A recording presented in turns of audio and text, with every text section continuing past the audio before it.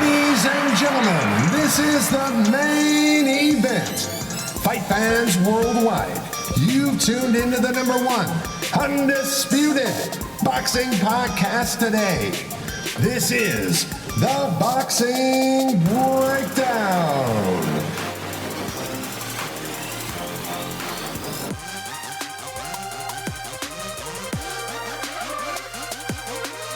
Now, your heavy-handed, hard-hitting host, Mark Roxey.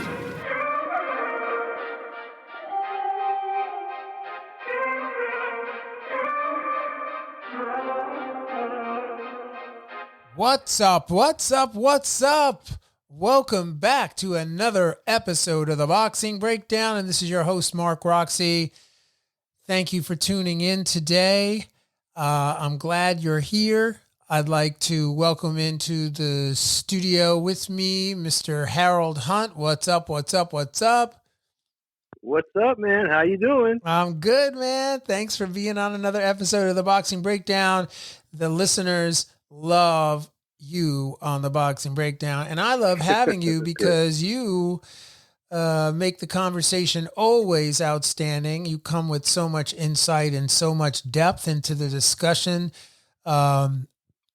in and around the sport of boxing. And so I am always honored and privileged to have you with me. And thanks for being here, brother. Thank you. Thank you so much. Yeah, man. I feel privileged. So listen, we're going to get right to this. This is going to be a wonderful, wonderful episode in that we are going to be breaking down the Oscar Valdez, Miquel Berchelt fight, the Adrien Broner fight against Giovanni Santiago, and the Saul Canelo Alverez against, it's Adrien Yildrim. Is that how you say his name? How do you say his name? The last name was correct. The first name, I'm not even going to try. Alvini. I don't know, man. That's frenetic. I'm reading it like I see it. But I really would love to know how to say his name right. And so, Adrien Yildrim, when you Yildrim, when you get when we mention you on the Boxing Breakdown on the podcast and you link in, send me a little message telling me how to say your name. So I know, because I need to know how to say your name. And I apologize because, you got to know how to say a man's name. Adrien Yildrim. We'll just call him Yildrim, right? Yes. That's what's up. So listen, did you tell me that you saw the fight with Oscar Valdez and Miquel Berchelt? Tell me you saw the fight. Yes, I did. It was great. The whole atmosphere was great. Tell me when to start. I'm ready. Let's go right in. Listeners, you are in for a treat. And listen, if you like this podcast and if you'd like to make comments and if you'd like to share your insight with us, please visit our Instagram at The Boxing Breakdown. Find us on Facebook, like us there. And you can find us on LinkedIn. You can find us, pretty much wherever you go to on your social media. And also, I'd like to point out that you can download the episodes on Apple Podcasts, Google Podcasts.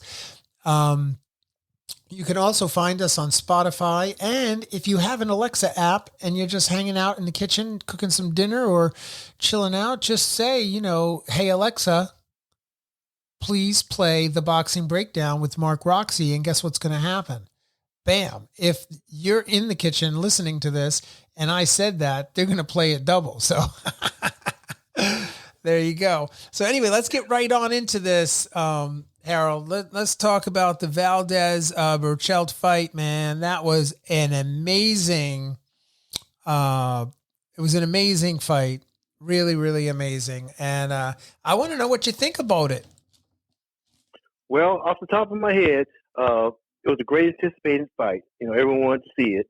The matchups, of course, were intriguing only because, Berchelt had defended that title so many times and he's a heavy puncher, and he always could always stand up to whatever came at him, and he always could win. But Valdez was a smaller man, and he had shown that he has a great heart, but we didn't really know if he could really stand up to what was coming at him. So the entire premise of the fight was just really excellent. I'm meaning that the odds and the fans, there was no fans there, but just the fact that everyone was thinking that it was going to be a walkover, and the smaller good man could not beat the bigger big man. So all of that worked out. Now, if I get into the fight itself, it was just really, really something special to see, and only because the history. Now, Valdez had a fight where he had his jaw broken, and he continued to fight in that fight, and his jaw was broken, and he kept fighting. But what he did after that fight was he employed Canelo's trainer, Redoso, who taught him how to hit and not be hit and get a better defensive stance. Because of that, he was able to withstand when Berchelt came to him. So just seeing him learn and develop because of a trainer, that was just one part that's really exciting to me. What you think, Mark? Yeah, Harold. I think you're right on point, man. I think one of the undercurrents and the underpinnings in the whole Top Rank card, and that was watching these two men square off, Oscar Valdez against Miquel Berchelt, and to see them in the ring, and to know that Reynoso is training him. He's also the trainer of Canelo Alvarez. He's also training Ruiz as well. He worked with Ryan Garcia as well. This is a man that quite possibly is on a collision course for the Boxing Hall of Fame. And also, really ranked as one of the top trainers in the sport today. If he's not, he should be. And I just am really excited to see the fight this weekend with Canelo. And I was super excited to see the fight with Oscar Valdez. And particularly it came down to the game plan, right? It came down to Oscar Valdez being able to use that jab and not ever give up on that jab, even as the jab waned and he started to lose a little of the pop to it. He came right back to it. That jab was the key to the fight. Also, another key component to the fight was the fact that Oscar Valdez and Reynoso, I'm sure they agreed that turning Berchelt would be very successful. And I think that those calls and a bunch of the adjustments that were made in the fight really, won him that fight. So I have to say, as much as it was an Oscar Valdez win, it was. I mean, he was in there. His heart, he's coming in against a bigger guy. He's coming in against a guy who has more fights, more knockouts, but the game plan really, really was exceptional. And yeah, it was. And what I saw was the jab was an offensive weapon and a defensive weapon. He used it to take advantage of the situation to further what he was trying to do with a game plan. But when he was attacked, he still uses that jab to keep Berchelt off of him or keep him honest, keep him lined up where he needs him to go.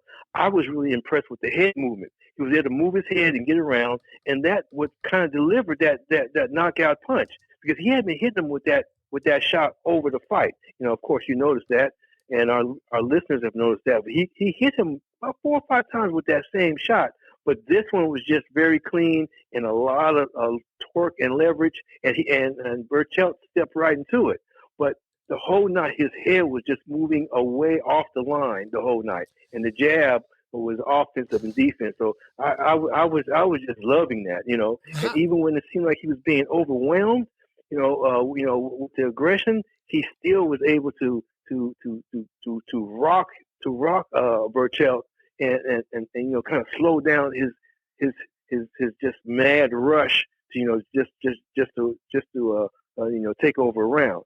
So that's what I saw, Mark, and it was impressive. Yeah, man, it was phenomenal, and we can't forget that Oscar Valdez's hook, man. His hook was, got Berchelt in trouble a bunch of times in the fight. That hook was in the box. It was a beautiful hook. Certainly you could call it the equalizer. You could call it the sleepalizer. You could call it a lot of things, but sleepalizer, that's good. Yeah, sleepalizer, right? Yo, that hook was incredible. And he kept landing it. He would land it when Berchelt was aggressive. He landed when he got him hurt. He was coming back to that hook. He knew every time Berchelt would step down into the pocket to try to corner him, he'd use that as an exit shot, and he'd nail him with that hook was just. And later on in the fight, when he was already, the lights were on, but nobody was home. And Valdez landed that hook, and it was night. That it was just an amazing thing to watch. I will tell you that I did place a bet on that fight, and when I don't do it a lot, but I did. Really? Yeah, I did. I did play. I know I should do it every time because I always pick the winners, right? You know that. But yes. I should do it every time. But so I did. I was a little concerned going into the fight because to be honest, I wasn't sure how it was going to end up. And I think the majority of the people out there weren't sure how it was going to go. I know the odds. The odds started to go into Valdez's favor as, the fight got closer. You could see the numbers changing, but I think what I did is I bet on the length of the fight, how long the fight would go. And, honestly, Berchelt almost messed me up because he looked like he was going to go somewhere around like the seventh round. I think it was the seventh round where he was like doing the chicken dance, and I thought, oh man, this isn't going to work out for me. But sure enough, man, he was able to have the gumption, and, hats off, man. He fought the rest of the fight in the dark. He was not really there from round 7 until, the lights out.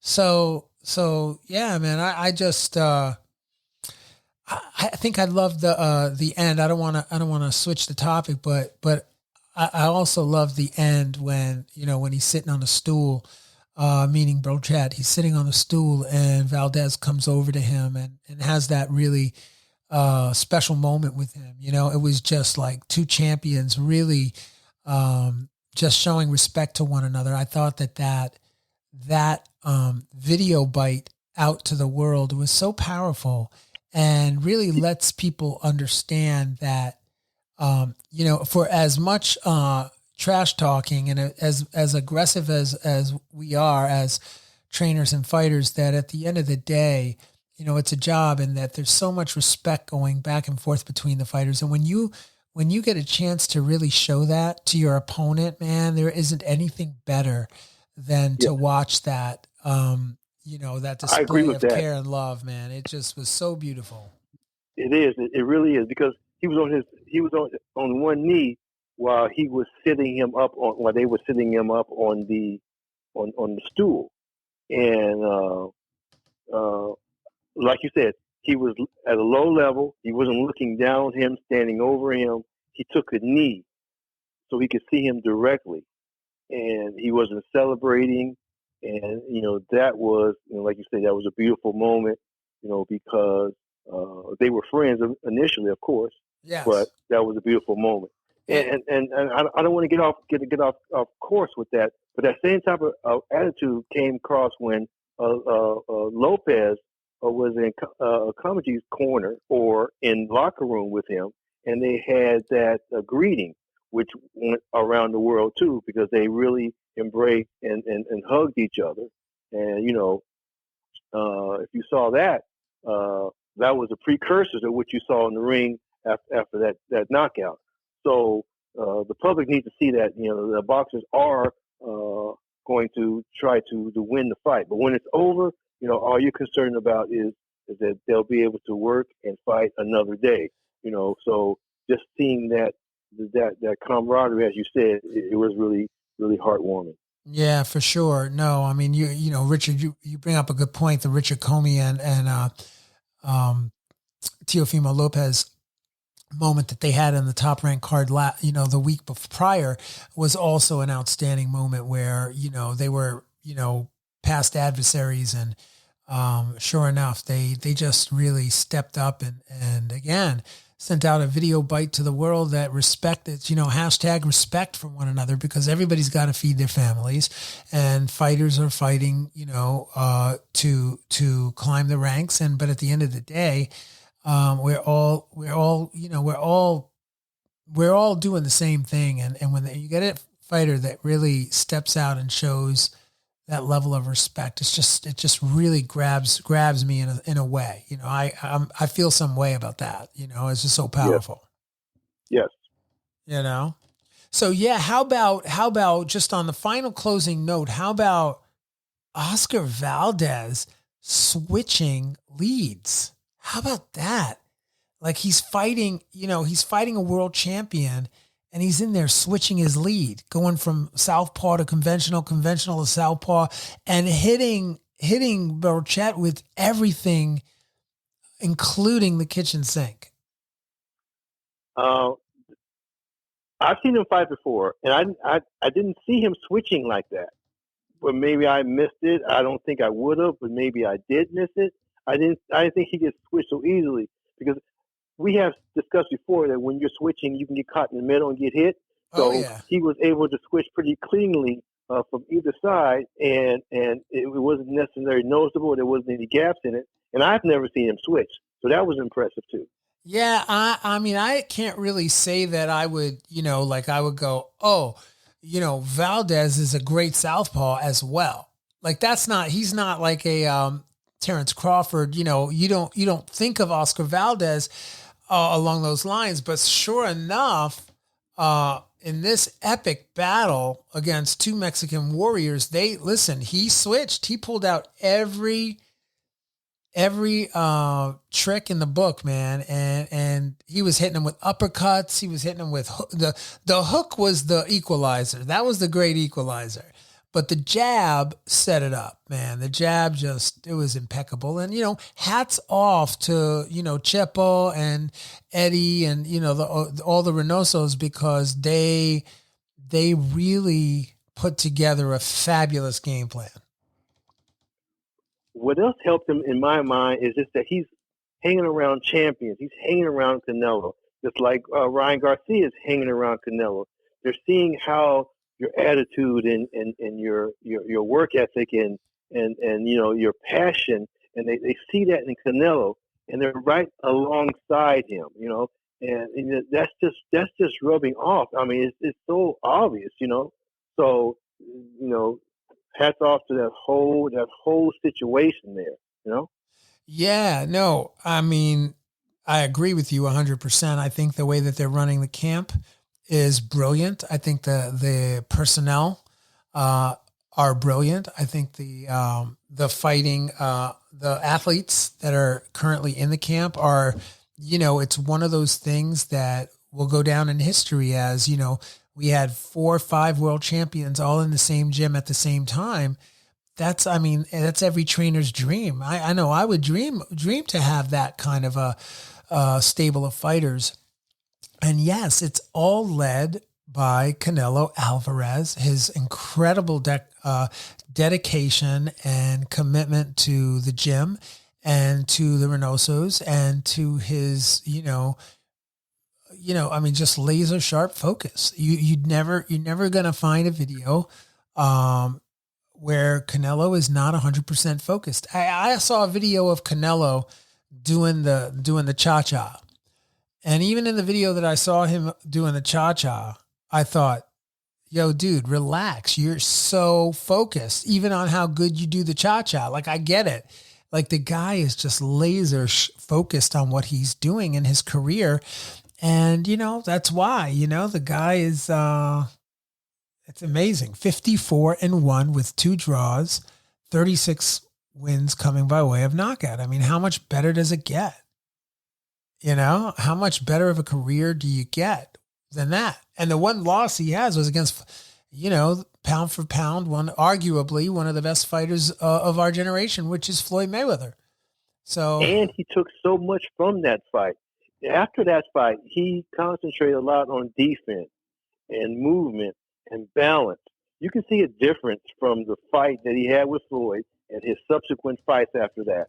He actually learned a lot from Floyd on how to, be defensive minded. So, he went to school with the professor and, he paid attention. Yeah, no. And his trainers did too, because the trainers realized, it's interesting. I'll give you another perspective. As a trainer, when you're working with a fighter, sometimes when you watch them fight, those moments are the greatest moments for the trainer, greatest learning moments where we can actually see in action what is translating from sparring in the gym and what's translating right to the big stage. And so we come out of the fights even more excited to get back into the gym to do the work, because we learned so much about our fighters by watching them fight.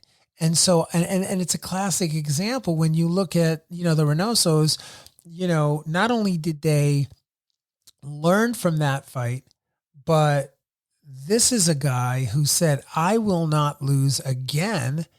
If it's in my, unless he gets caught with he gets clipped with a shot he doesn't see, which, in this sport, anybody can go down. I don't care how great you are, and the longer you do it, eventually, you are going to see the lights above your head, or you're going to see night. It's going to happen because, this sport, there are very few people that exit the sport without being knocked out. I mean, I'm sorry, there are not. Only one I can think of is the aforementioned Mr. Mayweather. Yeah, right. There's Mr. Mayweather, exactly.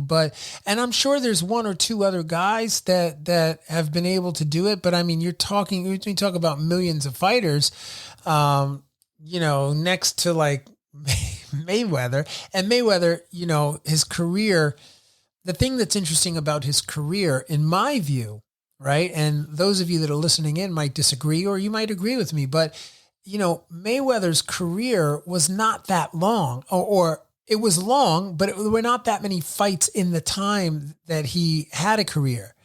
But the quality of opposition that he faced was unprecedented. That's what I love most about Mayweather's career, is that the caliber of fighters that he fought were world-class, and that really separates him from a lot of what you're seeing guys that have records of, 50 and whatever, but they don't have the kind of caliber of fights that Mayweather faced all the way. Yes, he beat more world champions than any other fighter in the history books. Yeah, exactly. Former and world champion. No, that's exactly the point. So, but Canelo, I mean, I think that if you ask people who your favorite fighter is, I think as this generation comes to a close, and Canelo, hangs up the gloves. I mean, that's not going to be for hopefully a bunch of years now, but when it ultimately happens, he will have, etched himself into the boxing record books as one of the greatest fighters of our time. That's for sure. Because I agree. Yeah, the track he's on right now is an anticipated achievement because of how he's going about that.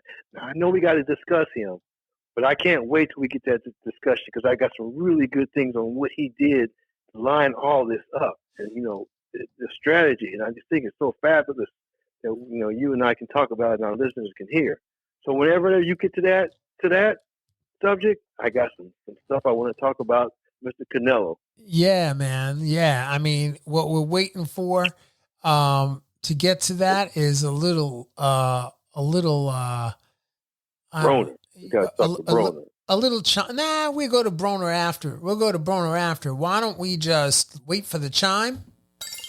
There's the chime. Let's change gears here a little bit and get right into the Saul Canelo Alvarez impending matchup coming. I believe it's on the DAZN card this Saturday at 7 p.m. Eastern Time, 4 p.m. Pacific Time. And it's, primarily the unified super middleweight King Saul Canelo Alvarez, 54-1 with 2 draws, returning to the ring after just about 10 weeks out to face the WBC mandatory challenger Anvi Yildrim, right? 21-2. Canelo won the WBC Super and vacant WBC belts with a unanimous decision win over Callum Smith. So let's get right on into that. What you got? Okay. All right. Now, the politics behind this is just as enjoyable as the actual fighting. Now, Canelo was to fight Yildrim initially. However, WBC allowed him to go ahead and skip Yildrim and go ahead and fight Mr. Smith. Now, Canelo had to pay a large sanction fee to the WBC to allow him to do this. So they took their large fee and allowed him exception to fight Smith. Now, because Smith had the title and this was the track that Canelo wanted, they allowed that. Now, Yildrim gets to fight because that's a part of the plan. Now, the public is like, how come you have to fight this guy, whatever? But that is a part of the plan that the WC set forth so he can go ahead and be an undisputed champion in that. So I think that's really interesting. Now, as you know, he's scheduled to fight. Once he fights this gentleman, hopefully he'll win. And he's got 2 other ones left, Plant and the other gentleman. What do you think about that, Mark? Well, I mean, I'm not sure what to make of that. Definitely politics is, there's a lot of things to talk about. If you want to dish out the politics around that choice, I would just looking at it on paper, Canelo Alvarez, he's the world WBA super, he's the WBC super middleweight. He's got that title. He's got all the titles, man. And his record is 50. Got 2. Yeah. He's got 2. He's lined up to get the other 3. The other 2, which is perfect. Just the path that they've laid out for him, though, Mark, is just beautiful. He's laid his own path out. He's taking control of his own situation. And he's forced to go through to his will. And he's young now, so he can go ahead and fight 3 times this year, possibly. He can make it all work. He just fought 10 months ago. Right. I know. He'll handle this pretty easily, I would think. Then Sanders, and then Plant, and he'll have achieved. He'll achieve this track this year, though, Mark. That's what's impressive. I know. This year, he'll do it. It looks like he'll be able to do it because I don't really think any of those guys are really going to be able to handle that. So it's just exciting to see that it's going to happen and everyone is lined up. Plant has already signed the document to fight him. And let's just say I know that Saul Canelo Alvarez is not looking past his upcoming fight on Saturday. That I know. No. And I'm wondering, I'm just sitting here thinking, how does a guy with a record of 21 wins with 2 losses, 1 coming by way of KO and 12 KOs on his record, face a guy with 54 wins, 1 loss, 2 draws, with 36 wins by way of KO. I just am really intrigued on, and I'd love to be a fly on the wall in Yildrim's corner to see what it is that they are planning to do to deal with Canelo Alvarez. Like that to me is like, I just don't know what at this particular point could be done. He's taller. He's wider. But obviously that hasn't bothered Canelo in the past because Smith was taller and wider and still was was beaten easily. Right. So Canelo's just to your point, Canelo's 5'8", right? And Yildrim is 5'11", right?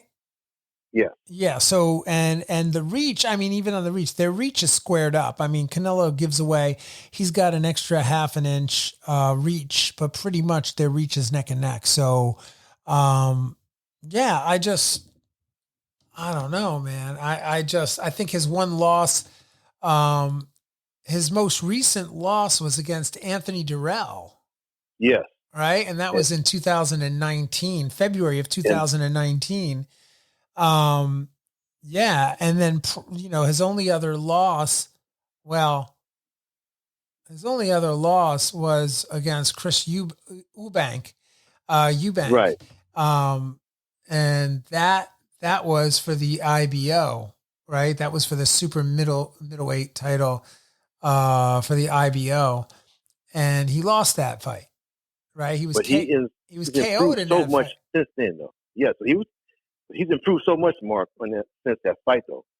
Okay, well, that was 2017. So, kudos to him if he's improved. I haven't really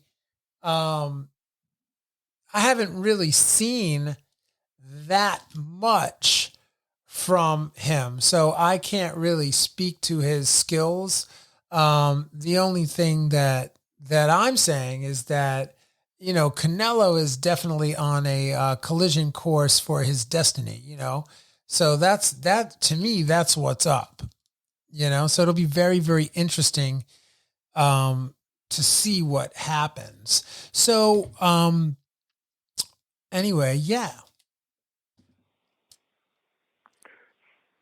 So we have to see if Yildrim could actually give Canelo some kind of opposition. I don't know. Yeah. He didn't look great to me against Andre Durrell.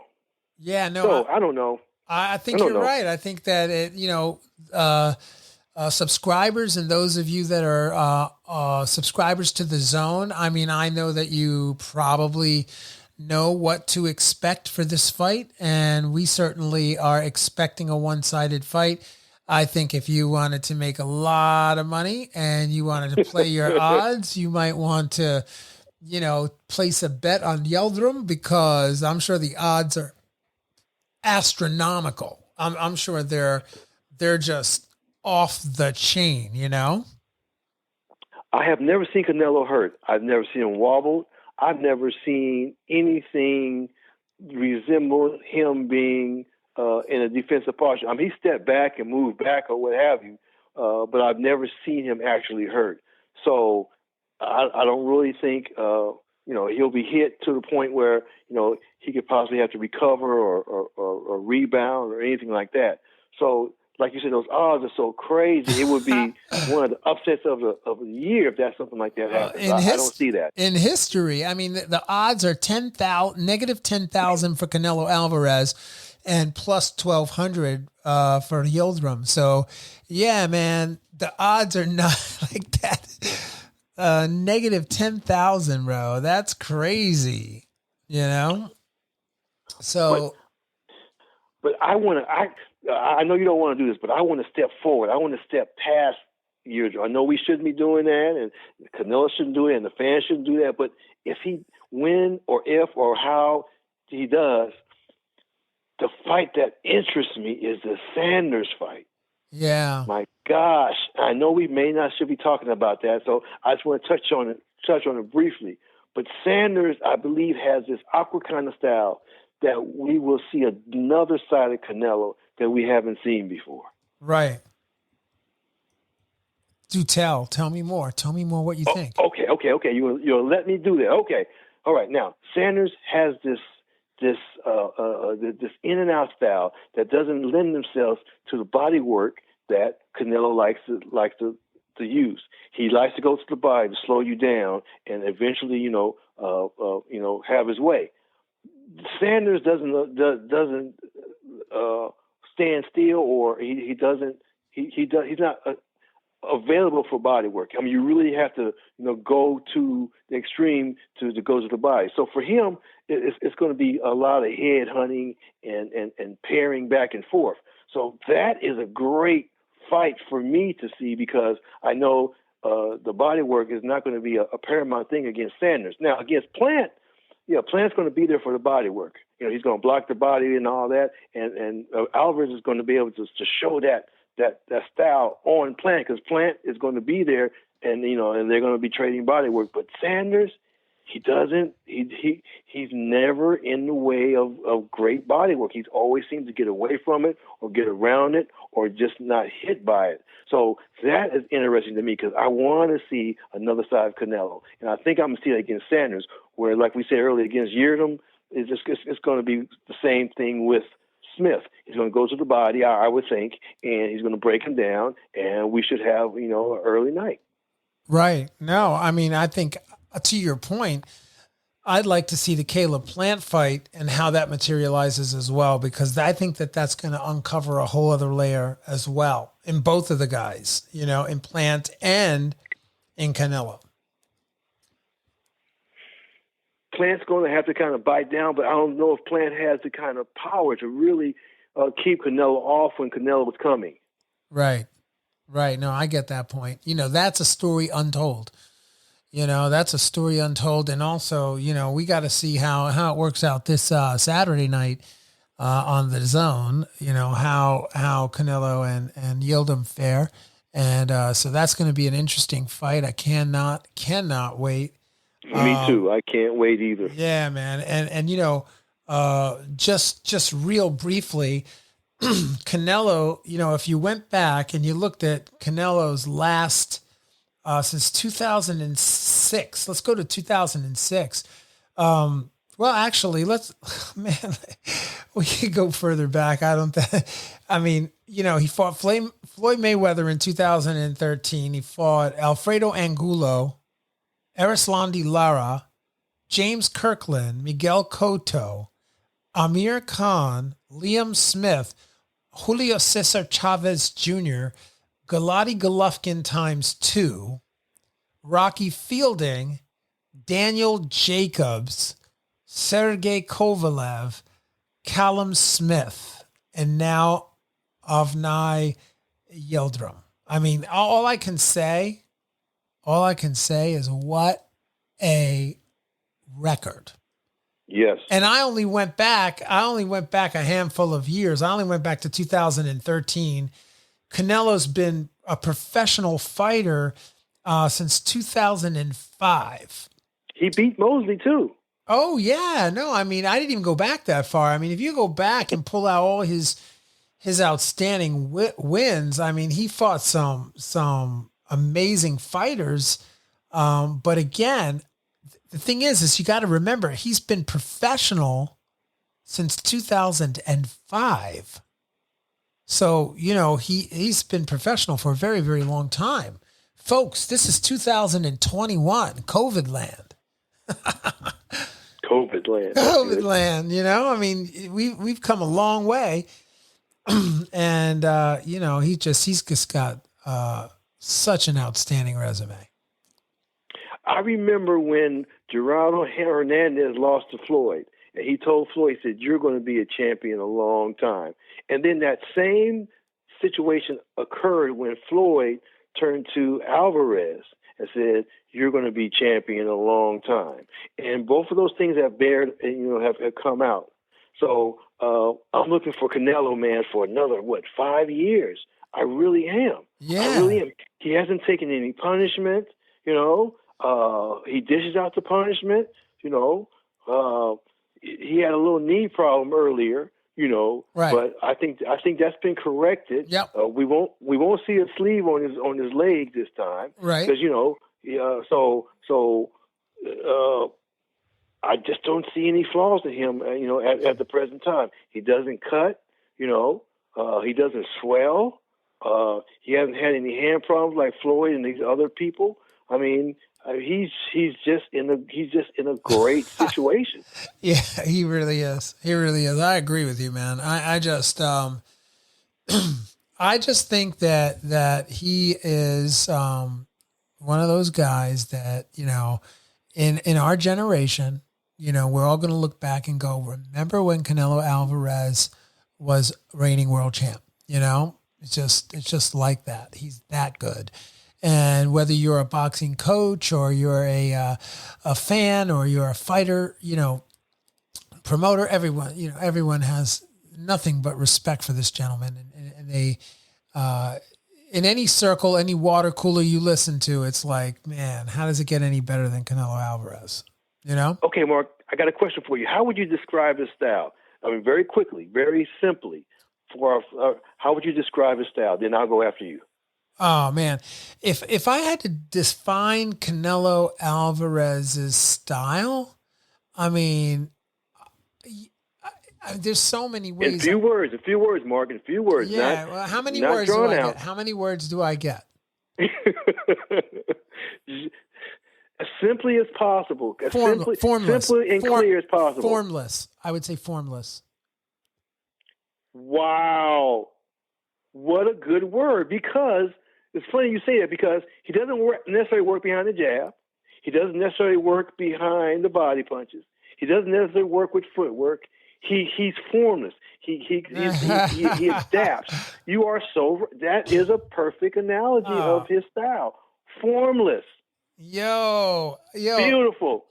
Brilliant. Wait. Brilliant, Mark. Brilliant. Wow. Really? Really? Is that what you really think? Yes. All right. So that's perfect. Because he is formless. Yeah, no, he really is. I mean, he's just, he's just a consummate technician. He's a dog when he needs to be a dog.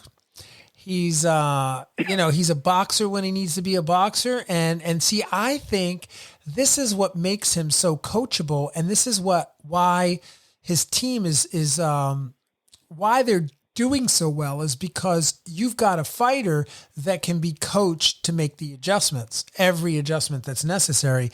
And I mean, you can't ask for anything more, Reynoso can't, I mean, I'm sure he asks for tons in the gym, but as far as an athlete, a consummate professional, you open the dictionary up and you ask for consummate professional, and, Canelo's picture shows up. You ask for a formless fighter, a fighter that can adapt and adjust at any point.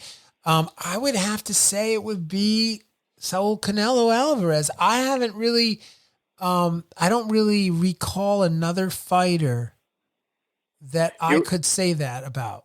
You're right, because most championship fighters that we know, Hall of Fame fighters, we know what they did really well. Holmes had a great jab. We know Cotto had certain attributes that he was identified for.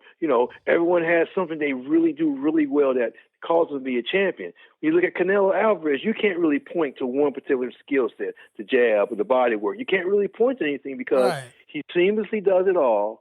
He's not necessarily recognized for one particular skill set. We know Lennox Lewis had a great jab. We know that was just the bomb for him. Okay, we know that was this thing that you identified him with. Some people have the great left hook and all this. Canelo doesn't have a signature thing that we can say, well, that's what he does so well, and that's caused him to be successful. Just like you just said, he does everything well, so therefore he's formless. And that is, I have to go back to that and just continue to trumpet that. But that was perfect because I look at Canelo and I just don't see anything that I know he's going to do well, I know he's going to come back with a jab after this. I know he's going to do this. It varies for every fighter. Yeah. I mean, it was like I never saw him before when he fought Smith. Like I never saw him before. I never saw him fight like that. I haven't. Right. Where he did what he had to do to break that taller and bigger man down. Yeah. He fought completely different before. Whereas, we know how Floyd's going to fight, right? Right. We know how Floyd's going to fight. Absolutely. And I think like you say, the fact that he's formless and that he's able to adapt and create a game plan and create a certain stylistic approach, technical approach to the fight yes. gives him an advantage over most fighters and in his weight class. And another thing about Canelo that I really have admired for many years is his defensive responsibility, his aptitude to defense. Since the Mayweather fight, I've noticed that they've put significant attention toward his defense, and you can really see, how he doesn't get hit. If you hit him, it's because he wants you to hit him. If you're making connections to the gloves, you're he wants you to be there. Otherwise, you're not there, and I find that to be really remarkable.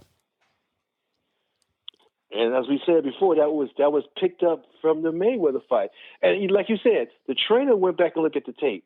He saw what Floyd did to his fighter, but he incorporated a lot of that type of movement and mindset and strategy. And he had two pieces of things to reference for that next fight. He had Canelo's performance, because he did do decently against Floyd, if you want to say it that way. But then he was able to see what Floyd did against him and just incorporate both of those schools of thoughts. And we see the result now. I mean, that was years ago, but it's just developed over time, because I've never seen Alverez with a swollen eye. I haven't seen a busted lip. I haven't seen any of that. I mean, if it was, maybe I couldn't see it, but I haven't seen him being compromised at all. Right. No. And that fight with Floyd Mayweather, I believe that was sometime in 2000. That was like back in 2012 or 13, right? Yes. Yeah. I mean, that was, and it went the distance, Yes. It went all full 12 rounds. Yes. That's more than you can say from a lot of Mayweather's opponents, but no. Well, Floyd was never bothered at all. He was never defensive. He was never in any kind of problems. Nothing. Never. The whole fight, there was no inclination that he was in any type of distress whatsoever. Right. We all know that. But it was just beautiful to see how he changed Canelo's entire situation with just the schooling was just so beautiful. I mean, it was well done. And Canelo was a willing pupil, and he continued to come forward and try everything he could possibly try to be successful. And we just saw Floyd adapt and change everything he tried. Yeah. So that was great.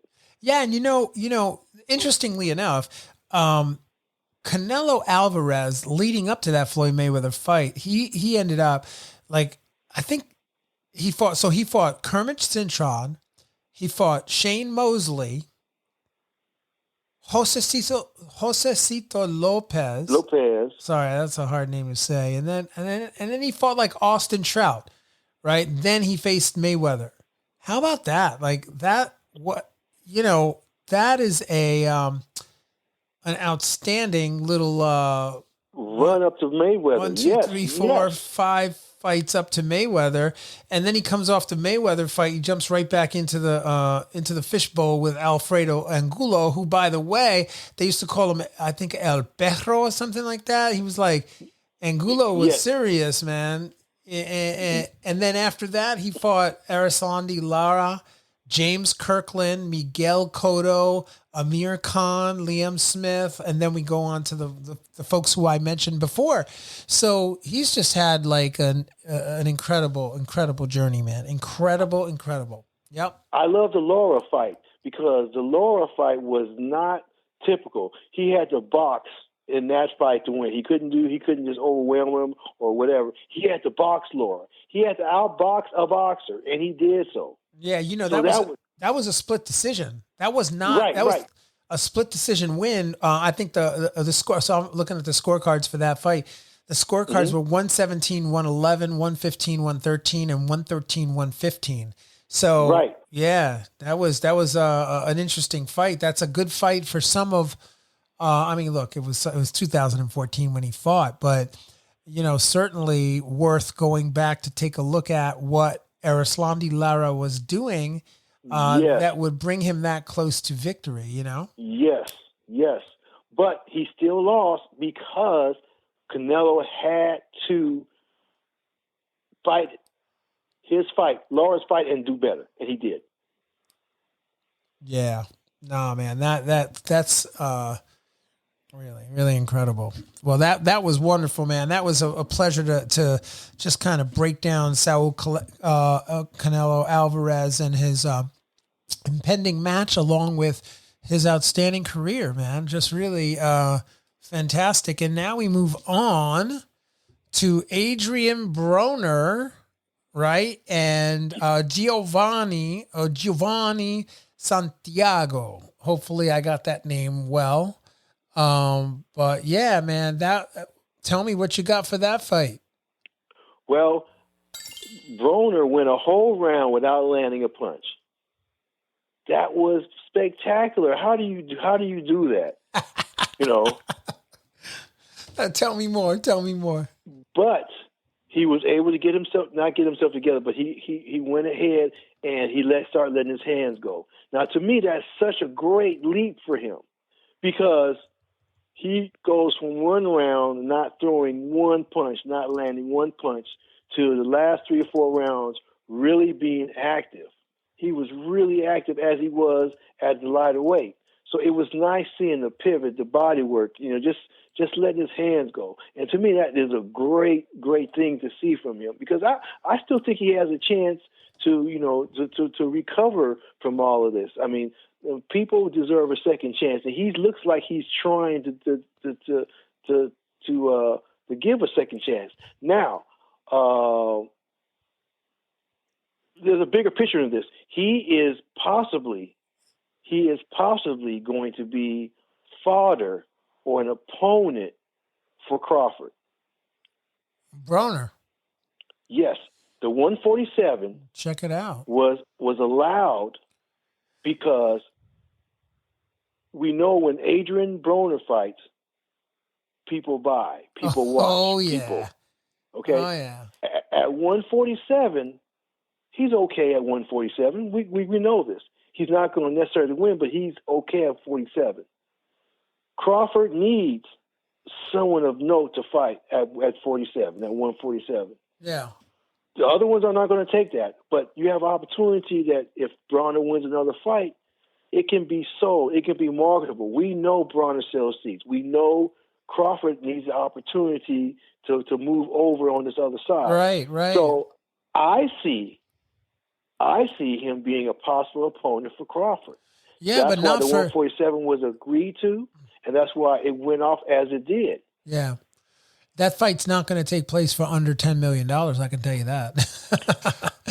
You know, I don't think Broner's going to fight for anything less. So, you know, that'll be interesting.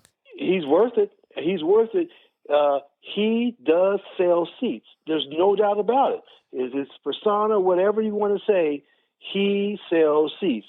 And that is why he's able to get these fights. He's lost his last, 4 fights, 5 fights, or what have you. Yeah. But he continues to get the opportunity because he is polarizing and he can sell seats. Now he fought better. I mean, he was off, 2 years or what have you? He fought decently. I can't knock him. I cannot knock him. He fought decently.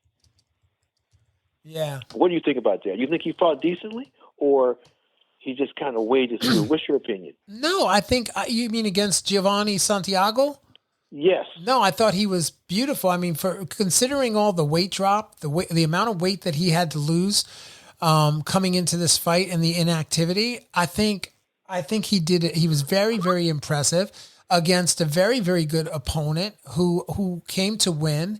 And, you saw that trademark, up jab from Broner, and you saw the same antics that you normally see in the ring. No, he looked great. He looked great. And I think he definitely is coming back to boxing now with a completely different mindset. He's given up a lot of the vices, and he's talked very candidly about his desire to get back into the sport and be super, super active. And I think, he during his interview on Showtime, I think it was Showtime, that he basically outwardly said, look, I need to be in the gym. I need to be in the ring. Please keep me in the ring, keep me in the gym so I stay out of trouble and I do what I'm supposed to be doing. And I think that that's a powerful statement. I mean, I don't want to speak for him. I'm paraphrasing. I don't want to put words in his mouth, but basically that's what he was trying to get across, that he wants to be active and he wants to box. And it showed in the fight. It showed, his defense was on point. He had that signature high guard, that, sweeping hook, a straight jab, the up jab, everything was working the way it normally does. And I didn't see a faded Adrien Broner, scrapping to get back in the ring. If that's what you're asking. Yes. And he is a 4-time world champion. He will go down in the record books. I mean, he has already put himself in the record books in boxing forever. Oh yeah. Because of what he accomplished beforehand. And he has a lot of upside if he can, as he says, he can just focus. Now, he does have some other motivation to fight regularly now. He has the situation with the courts or what have you. Now, what was fine was surprising to me was he had a judgment of $830,000 to a situation domestically or whatever. And as I've been reading, they're saying that entire fee was paid for from this purse. Wow. Yeah. So obviously this fight was $1 million or so. Yep. And to me, that is great. Yeah, that puts him at zero. That means he's rich. He's richer than the guy with the Ferrari. He's richer than the guy with the Ferrari and the $2 million house that he can't pay for, because now he's zeroed himself out. So he's ready to go now. Yes. Yeah. He's taking care of that the judicial situation. Right. Okay. That's done. That's a shame, man. That's a shame that he'd even be subjected to that kind of cash. You have to output that kind of money, and this is one of the top upper echelon fighters in the sport, and that his money's, he's fighting and his money's just disappearing. It's just a crime, man. It's just a crime. It's really like, I pray for him that he gets the fights that he needs and the support around him so that he can manage that money and he can come out like he's supposed to, Yes. like the billionaire he's supposed to come out. Because, this is a man that's dedicated his life, not without problems. I mean, his name is Adrien Jerome Broner, the problem. So, you would expect some problems, but I think he's matured, man. I saw that in the ring. I saw it in the lead ups to the fight. I saw it in the fight. And and who doesn't love Adrien Broner, man? Sometimes he's a little mouthy, but it's good television, man, and people tune in to watch him. He is he's a kind guy. You can see that he's got the inside and the outside personas, and they're separated in his mind, and it's a beautiful thing, man. And this is a guy. Harold, this is a guy whose record is 24-4 with 24 wins coming by way of KO and 1 draw, right? 4-time world champion. 4-time world champion. Yeah, man. Like you cannot, do not count Adrien Broner out. There's a lot more for him to do. And he's fought everybody. He's fought the top fighters. Think about who he's lost to. Yeah. Yeah, no, At I mean, 147. Yeah. At 147, his unnatural weight. Yeah, Not his natural weight. Yeah, he's lost. Okay, so let's talk about that. So I know that he lost to Marcus Maidana in a unanimous decision loss. It went 12 rounds, but he did lose, and that was an epic, hilarious. I mean, if you want some comedy in your boxing, that's a great fight to watch because there was some antics in that fight that were pretty incredible. I mean, do you remember that fight? Yes, and he was taking it to Madonna the last 3 rounds. Yeah. If you go back and just go right to the last 3 rounds, he was on Madonna's head those last 3 rounds. Yeah, he was beating Madonna up. He was. And check this out. Just to give you a gauge on where Adrien, the problem Broner is, you got to understand that he fought Sean Porter. He fought him to a unanimous decision loss, 12 rounds, and the scores were 112, 114, 108 to 118. I don't know what that person was watching, and then 111 to 115. And he knocked him down. He knocked him down in the 12th round. That's right. So yeah, from that standpoint, as I said, Adrien, the problem Broner is not to be counted out. He also lost against Mikey Garcia at 140. They weighed in around 140-ish, right around there. And that fight took place at the Barclays Center in 2017. And he lost a unanimous decision to that, to Mikey Garcia. And then finally, most recently in 2019, it was, I think, in January of 2019, he lost in a unanimous decision to Manny Pacquiao. And if you notice, those were all unanimous decision losses. None of them were KOs. He's never been knocked out. Yep. Yeah, man. He fought Jesse Vargas to a draw. A draw. Yeah, he fought him to a draw. So, I mean, those are the most recent fights. I mean, I would love for the Boxing Breakdown fans, if you want me to go all the way back, I could, but I won't do that. I won't bore you with that. But the point is Adrien, the problem Broner, is in fact back. About Billions is back. And It's exciting. It's good for boxing. It's good for him. It's good for the promoters. It's, good for the fans. So, welcome back, Adrien Broner. And congratulations on another victory the other night against Giovanni Santiago. You did a great job. And it was a unanimous decision win in 12 rounds. And the scores were 116 to 111, 115 to 112, and 117 to 110. And also, I think, according to the record here, Santiago was deducted 1 point for hitting below the belt. So I'm sure that helped in the scoring for the problem. But he's the victor, and he moves on. And it'll be interesting to see what comes next, right? Yes.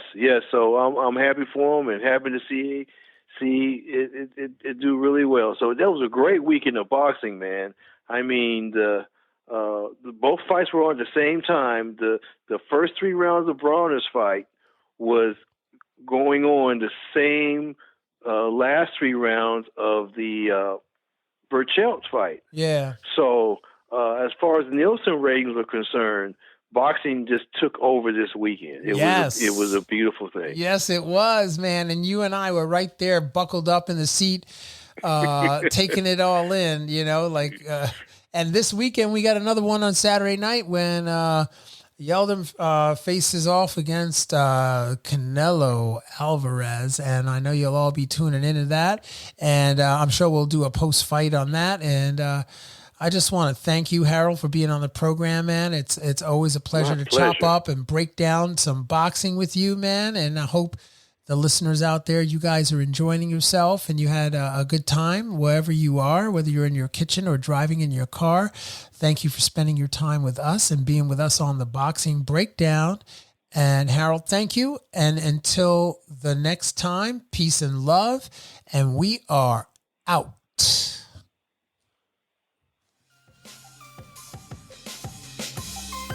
Fight fans, join host Mark Roxey and special guests as they break down all aspects of the boxing world, including news, business, management, training, promotions, fan reactions, upcoming events, matchups, future boxing stars, title fights, state of the boxing world, and all the stuff you don't see when you watch boxing. This podcast is released each week on Thursday at 8 p.m. Eastern Standard Time. Live streamed on YouTube, Instagram, and Facebook Live. It's the Boxing Breakdown, hosted by Mark Roxey.